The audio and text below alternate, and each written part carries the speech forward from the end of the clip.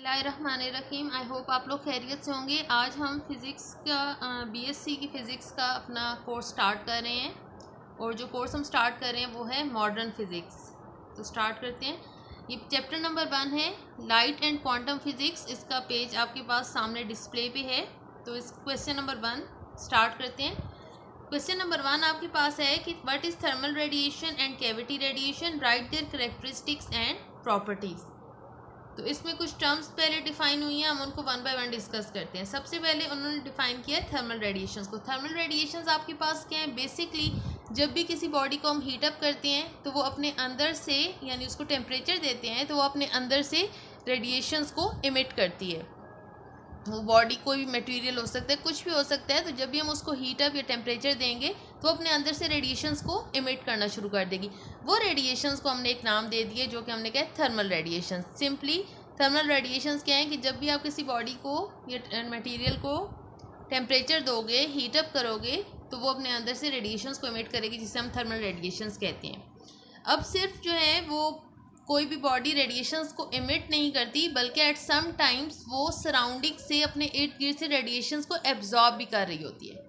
और आप इसकी एग्जांपल इस तरह से ले लें कि आप फ्रिज से कोई भी, लेट्स सपोज आप दूध निकालते हैं फ्रिज से और उसको बाहर रख देते हैं। आजकल जिस तरह से गर्मियां हैं, तो अब क्या होगा कि उस मिल्क का टेम्परेचर जो है वो कम है एज़ कम्पेयर टू उसकी सराउंडिंग्स के। तो अब क्या होगा कि वो मिल्क जो है वो बजाय इसके कि वो अपने सराउंडिंग से रेडिएशंस को इमिट करे, अपने अंदर से रेडिएशंस को इमिट करे, उस कंडीशन में कि जब उसकी सराउंडिंग्स में टेम्परेचर जो है वो काफ़ी ज़्यादा होगा और उसकी मिल्क का अपना टेम्परेचर काफ़ी कम है, तो वो क्या करेगा, अपनी सराउंडिंग से रेडिएशंस को एब्जॉर्ब करना शुरू कर देगा। और आप देखेंगे कि कुछ टाइम के बाद वो मिल्क जो है आपको वो थोड़ा सा, वो आपको ठंडे के बजाय आपको नॉर्मल फील हो रहा होगा। उसका टेम्परेचर क्या होगा, वो आहिस्ता आहिस्ता सराउंडिंग से रेडिएशंस एब्जॉर्ब करता जाएगा और एट द एंड आप जब देखोगे तो वो आपको रूम टेम्परेचर पे आपको मिल्क जो है वो मिलेगा। तो ये वो आपके पास एग्जांपल है कि जहाँ पर एक बॉडी जो है वो रेडिएशंस को क्या कर रही है, सराउंडिंग से एब्जॉर्ब कर रही है। अब यहाँ पर वो कह रहे हैं कि the emission rate is larger than absorption rate when a material is hotter then it's surroundings. अब इसी को आप दूसरी तरह से एग्जांपल ले लें कि अगर आपके पास गर्म दूध पड़ा हुआ है, आजकल आपकी किचन में गर्म दूध पड़ा हुआ है, तो अब उसका टेम्परेचर अपनी सराउंडिंग्स के मुकाबले में क्या है, काफ़ी ज़्यादा है। इस टाइम पे वो क्या करेगा, अपने अंदर से रेडिएशंस जो है वो इमिट करना शुरू हो जाएगा। उसका इमिशन रेट जो है वो as compare to absorption rate काफ़ी ज़्यादा होगा। और फिर आपको कुछ टाइम के बाद फील होगा कि अब वो दूध जो है वो गर्म नहीं रहा, वो रूम टेम्परेचर पे आ गया। तो ये आपके पास मैंने आपको एग्जाम्पल से जो है वो इसको समझाने की कोशिश की है। नेक्स्ट आप आ जाएँ कैविटी रेडिएटर पे। कैविटी रेडिएटर क्या है? The material whose thermal radiations depends only on temperature, यानी वो मटेरियल कि जिसमें से जो रेडिएशंस या जिन्हें हम थर्मल रेडिएशंस कह रहे हैं वो इमिट जो हो रही हैं, वो सिर्फ और सिर्फ उस बॉडी के या उस मटेरियल के टेम्परेचर पे डिपेंड कर रही हैं। जितना आप उसको टेम्परेचर दोगे उस हिसाब से रेडिएशंस जो हैं वो इमिट होंगी। सिर्फ टेम्परेचर डिपेंडेंट ये रेडिएशंस हैं, तो उसको हम क्या कहते हैं कि ये आपके पास एक आइडियल रेडिएटर है। बाकी वो किसी चीज़ पे भी डिपेंड नहीं करेंगी, ना तो उस मटेरियल की शेप पे, ना ही नेचर पे। शेप कोई भी हो सकती है, नेचर उसकी पॉलिश सरफेस हो सकती है, आपके पास रफ सरफेस हो सकती है, वट एवर जो भी आपके पास वो मटेरियल है या उसकी शेप है, उस पे थर्मल इमिटेड रेडिएशंस जो है आपके पास, जो रेडिएशंस इमिट हो रही हैं वो डिपेंड नहीं करेंगी। आपकी जो थर्मल रेडिएशंस है सिर्फ और सिर्फ वो टेम्परेचर पे डिपेंड करेंगी। तो उसको हम कहते हैं आइडियल रेडिएटर, या इसको हम ब्लैक बॉडी भी कहते हैं, क्योंकि ब्लैक बॉडी की जो रेडिएशंस इमिट हो रही होती हैं वो भी सिर्फ टेम्परेचर पे डिपेंड करती हैं। इसको हम आगे डिस्कस करेंगे।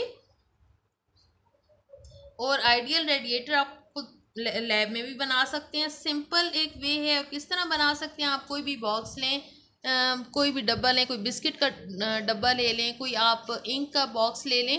उसमें जब आप होल करेंगे और आप उस होल से अंदर देखोगे तो वो आपको अंदर से ब्लैक फील होगा। ठीक है, ये सिंपल वे, उसको कोई अंदर से ब्लैक करने की ज़रूरत नहीं है। आप उस छोटे से होल से जब अंदर आप देखोगे तो आपको वैसे ही वो ब्लैक आपको फील होगा, तो वो आपके पास एक सिंपल ब्लैक बॉडी है। नेक्स्ट आप आ जाएं कैविटी रेडिएशंस। कैविटी रेडिएशंस आपके पास क्या है कि जब आपने एक the radiations emitted from a material placed in a cavity of black body, आपने ब्लैक बॉडी के अंदर कोई भी मटेरियल रखा हुआ है जो कि रेडिएशंस को इमिट कर रहा है, तो उन रेडिएशंस को हम क्या कहेंगे, cavity radiations. Cavity radiations simple क्या है, ब्लैक बॉडी के अंदर कोई भी मटेरियल पड़ा है जो कि रेडिएशंस को इमिट कर रहा है अपने अंदर से, उनको हमने नाम दे दिया है कैविटी रेडिएशंस का, या फिर हम इसको ब्लैक बॉडी रेडिएशंस भी कहते हैं। The black body absorbs all the radiations that fall on it and emit at same time of radiation. अब ब्लैक बॉडी की क्या करेक्टरिस्टिक है, क्या खसूसियत है कि ब्लैक बॉडी जितनी भी रेडिएशंस उसके ऊपर फॉल कर रही होती हैं वो उन तमाम को एब्जॉर्ब कर लेते हैं। तो उसी रेडिएशन को वो रिफ्लेक्ट नहीं करता, रिफ्लेक्ट बैक नहीं करता, वो तमाम की तमाम रेडिएशन जो उसके ऊपर फॉल कर रही हैं उन सबको एब्जॉर्ब कर लेता है। और इसके अलावा तो फिर हम ये कहते हैं कि आपके पास जो ब्लैक बॉडी है वो एक आइडियल एब्जॉर्बर है। और सेम टाइम पे अगर हम उसको हीट अप करें, उसको टेम्परेचर दें ब्लैक बॉडी को, तो वो अपने अंदर जो जितनी भी उसने रेडिएशंस को एब्जॉर्ब किया हुआ है उन तमाम रेडिएशंस को वो इमिट भी करती है। तो आपके पास ब्लैक बॉडी जो है वो एक आइडियल एब्जॉर्बर भी है और एक आइडियल रेडिएटर भी है। ये ब्लैक बॉडी की बेसिकली करेक्टरिस्टिक है और black body basically ideal body है। ठीक है, ये याद रखिएगा कि आइडियल केसेस जो है वो रियल एग्जिस्ट नहीं कर रहे होते, उनको हम आइडियलाइज करते हैं। तो ब्लैक बॉडी भी एक आइडियल बॉडी है, एक आइडियल मटेरियल है आपके पास जो कि आइडियल एब्जॉर्बर और आइडियल रेडिएटर है। अब नेक्स्ट आप आ जाए स्पेक्ट्रम ऑफ थर्मल रेडिएशंस की तरफ। तो स्पेक्ट्रम बेसिकली आपके पास डिफरेंट एक्सपेरिमेंट्स कंडक्ट किए गए, थर्मल रेडिएशंस किस तरह से किसी भी मटेरियल से जब हम उसको टेम्परेचर देते हैं तो उसमें से रेडिएशंस किस तरह से इमिट हो रही होती हैं, तो उसका बेसिकली पूरा एक स्पेक्ट्रम जो है हमारे पास वो एक्सपेरिमेंटली हमारे सामने आया। The spectrum of thermal radiation obtained through experiment is continuous as shown in diagram. अब आप देखें कि ये कॉन्टीन्यूस है, पूरी आपके पास जो कर्व है ये, इसको दोबारा भी मैं आगे डिफाइन करूंगी, ये कॉन्टीन्यूस है, इसमें कहीं ब्रेक नहीं आया।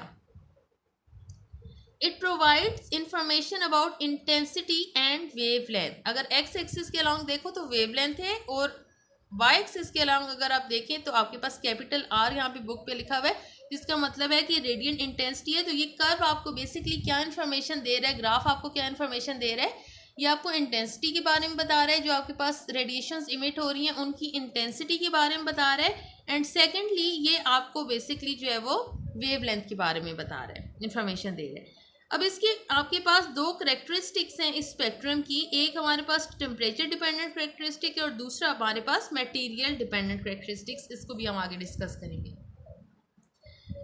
रिव्यू कर लीजिए एक दफ़ा फिर कि ब्लैक बॉडी क्या है, एक आइडियलाइज्ड बॉडी है जो कि तमाम इलेक्ट्रोमैग्नेटिक रेडिएशन जो उसके ऊपर फॉल कर रही है उनको एब्जॉर्ब कर रहा है और किसी को भी रिफ्लेक्ट बैक नहीं कर रहा। और इस एक्सपेरिमेंट से बेसिकली ये जो आपने स्पेक्ट्रम जो हम फाइंड करते हैं, हम क्या मेजर करते हैं, इंटेंसिटी मेजर कर सकते हैं इलेक्ट्रोमैग्नेटिक रेडिएशंस की जो ब्लैक बॉडी इमिट कर रही है। जैसे जैसे उस बॉडी का टेम्परेचर हम बढ़ाते हैं, हम आगे भी इसको तफसील से देखेंगे। अब वेन्स लॉ और बोल्ट्जमैन लॉ भी हम आगे पढ़ेंगे। तो यहाँ पर उन्होंने बताया कि veins law basically maximum wavelength find करने के लिए हम यूज़ करते हैं और बोल्ट्जमैन लॉ हम लाइट इंटेंसिटी फाइंड करने के लिए। ये एक ब्लैक बॉडी आपके सामने सिंपल बनाई गई है, किस तरह से कि आपके पास एक हॉलो बॉडी है, उसके अंदर क्या है, आपके पास खाली है, वो अंदर से कैविटी है उसके अंदर। ठीक है, अब एग्जांपल ले लो, जिस तरह फुटबॉल है तो फुटबॉल जो है वो अंदर से आपके पास क्या होता है, हॉलो होता है। आप उसमें एक साइड से होल करो, ठीक है, और उधर से आप अंदर रेडिएशंस जो है वो एंटर करवा दो। अब क्या होगा कि मल्टीपल रिफ्लेक्शन होने के बाद एट टाइम हर रिफ्लेक्शन में थोड़ा बहुत एब्जॉर्प्शन होगी और एट द एंड सारी की सारी जो रेडिएशंस हैं वो इस सरफेस के अंदर जो है वो कम्प्लीटली एब्जॉर्ब हो जाएंगी। तो ये आपके पास एक ब्लैक बॉडी है जो कि एज अ परफेक्ट एब्जॉर्बर के तौर पे काम कर रही है। और फिर जब हम इसको बाद में टेम्परेचर इसको देंगे तो ये तमाम की तमाम रेडिएशंस जो इसने एब्जॉर्ब किए हैं वो इसको रेडिएट करना शुरू कर देगा, इमिट करना शुरू कर देगा। तो इस तरह से जो रेडिएशंस आपके पास, ये जो आपके पास ब्लैक बॉडी है, ये एक तरह से परफेक्ट रेडिएटर भी होता है। और जो रेडिएशंस इमिट हो रही हैं आपके पास या कैविटी को लीव कर रही हैं, उनकी नेचर जो है वो डिपेंड करती है उस कैविटी की टेम्परेचर पे। जैसा कि हमने कहा कि ब्लैक बॉडी रेडिएशंस जो हैं वो सिर्फ और सिर्फ टेम्परेचर पे डिपेंड करती हैं। ब्लैक बॉडी रेडिएशंस या कैविटी रेडिएशंस कि जो कि the electromagnetic radiation that would be radiated from an ideal black body, उनको हम ब्लैक बॉडी या कैविटी रेडिएशन कहते हैं। अब आपके पास बेसिकली ये आपकी इंफॉर्मेशन के लिए एनर्जी स्पेक्ट्रम, इलेक्ट्रोमैग्नेटिक रेडिएशंस आपके पास एनर्जी स्पेक्ट्रम की एक कंप्लीट रेंज है, या उसको हम उसमें आपके पास क्या होती हैं, आपके पास विजिबल लाइट से लेके radio waves, gamma rays, X rays, ठीक है। तो ये आपके पास कंप्लीट रेंज आपके पास इलेक्ट्रोमैग्नेटिक रेडिएशंस की है। और इसी का आपके पास स्पेक्ट्रम है कि the distribution of electromagnetic radiation according to energy, या एनर्जी आप कह लें या फ्रीक्वेंसी या वेवलेंथ के हवाले से जब हम अपनी इलेक्ट्रोमैग्नेटिक रेडिएशंस को डिस्ट्रीब्यूट कर रहे होते हैं तो वो पूरा एक आपके पास रेंज आती है, एक स्पेक्ट्रम आता है। ये आपके पास आपके सामने इलेक्ट्रोमैग्नेटिक स्पेक्ट्रम मौजूद है, जिसमें आप देख सकते हैं रेडियो वेव्स, इंफ्रारेड, विजिबल, ये आपके पास रेंज है, ultraviolet, X rays, gamma rays. एक बात आप नोट करें कि ये जो आपके पास वेवलेंथ है रेडियो वेव्स की, इंफ्रारेड की, ये आपके पास लॉन्गर वेवलेंथ है, देख लें ये लॉन्गर वेवलेंथ है। और जैसे जैसे हम अल्ट्रावायलेट, एक्स रेज की तरफ जाते हैं तो ये आपके पास बहुत शॉर्ट वेवलेंथ आ रही है। तो इसका मतलब है कि आप जब रेडियो वेव्स से गैमा रेज की तरफ ट्रैवल करते हैं तो आप लॉन्गर से शॉर्टर वेवलेंथ की तरफ मूव कर रहे हैं। और कन्वर्सली यहाँ पर फ्रीक्वेंसी बहुत ज़्यादा है gamma rays, X rays, ultraviolet की as compare to infrared radio waves. यहाँ पे देख लें आप, करीब करीब हैं ये वेव्स, तो इनकी फ्रीक्वेंसी ज़्यादा है। तो गैमा रेज से जब आप रेडियो वेव्स की तरफ मूव करते हैं तो वहाँ पर आपकी फ्रीक्वेंसी जो है वो कम होना शुरू हो जाती है। तो आप इसको जहाँ पे वेवलेंथ इंक्रीज करेगी उसी साइड पे आपकी जो है वो, उसके ऑपोजिट साइड पे आपकी फ्रीक्वेंसी इंक्रीज करेगी। तो ये स्पेक्ट्रम आपका बेसिकली इन्होंने शो किया। अच्छा जी, spectral distribution of a thermal, ये आपके पास बेसिकली पूरा एक स्पेक्ट्रम आपके पास, तीन डिफरेंट बल्कि एनर्जी स्पेक्ट्रम आपके सामने है, तीन डिफरेंट टेम्परेचर्स पे, ये तीन डिफरेंट कर्व्स है। The spectral distribution of a thermal energy radiated by a black body, ये बेसिकली एक ब्लैक बॉडी और तीन डिफरेंट टेम्परेचर्स पे हमने उसकी कर्व को चेक किया है, तो नोट किया है। तो बेसिकली हर टेम्परेचर पे जो रेडिएशंस इमिट हो रही हैं उसको हमने यहाँ पर प्लॉट किया। The pattern of intensity over a complete range of wavelength or frequency and it depends only on its temperature। हम इसको आगे भी इस कर्व को तफसील से डिस्कस करेंगे। तो हर पर्टिकुलर टेम्परेचर पे हमने अपने कर्व को जो है वो प्लॉट किया है, और ये आपके पास यहाँ पर एक्स एक्सिस में वेवलेंथ है। तो पूरी एक कर्व को अगर हम डिस्कस करें तो एक पूरी कंप्लीट रेंज हमें मिलती है वेवलेंथ्स की, जिस पे आपकी रेडिएशंस जो है वो इमिट हो रही हैं।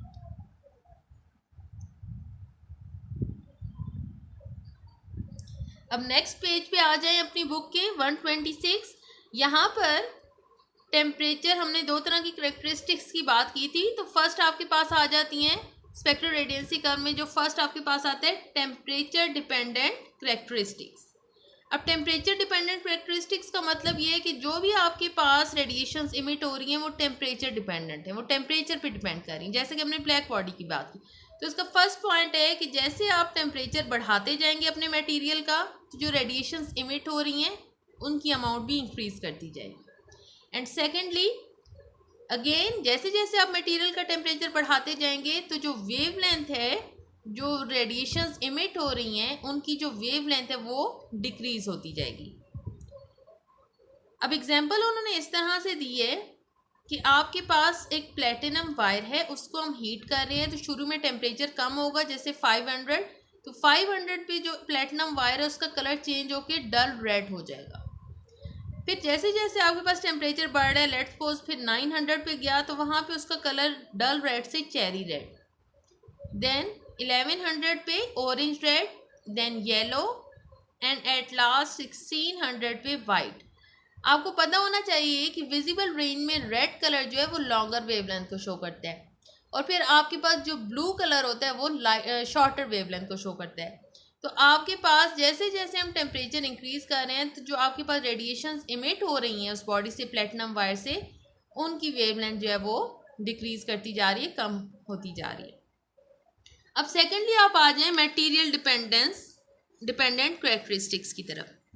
अब आपके पास कुछ थर्मल रेडिएशंस जो हैं वो मटेरियल पे और उनकी शेप पे डिपेंड करती हैं। फॉर एग्जांपल आपके पास दो डिफरेंट मटेरियल हैं, एक टंगस्टन है और एक आपके पास मोलिब्डेनम है। दोनों की पॉलिश सर्फेसेस हैं आपके पास, लेकिन दो डिफरेंट एलिमेंट्स हैं, दो डिफरेंट मटेरियल्स हैं, तो उनका जो उनकी रेडिएंट इंटेंसिटी है, यानी जो रेडिएशंस इमिट हो रही हैं उनकी जो शिद्दत है वो दोनों की डिफरेंट है। एक की 23.5 वाट पर सेंटीमीटर स्क्वायर है और दूसरे की 19.2। तो ये बेसिकली जो आपके पास रेडिएशंस हैं ये आपकी मटेरियल पे डिपेंड कर रही हैं। नेक्स्ट अब आप आ जाओ प्रॉपर्टीज ऑफ कैविटी रेडिएशंस में। हमारे पास बेसिकली कैविटी रेडिएशन या ब्लैक बॉडी रेडिएशन की जो है प्रॉपर्टीज़ वो हमारे पास 3 तरह की हैं, और ये बात आप याद रखिएगा कि ब्लैक बॉडी रेडिएशंस का जब हम जिक्र करते हैं तो दो इससे लॉज एसोसिएटेड है, एक स्टीफन बोल्ट्जमैन लॉ और सेकेंडली वेन्स डिस्प्लेसमेंट लॉ। इसको भी हम यहाँ पे डिस्कस करते हैं, ये पॉइंट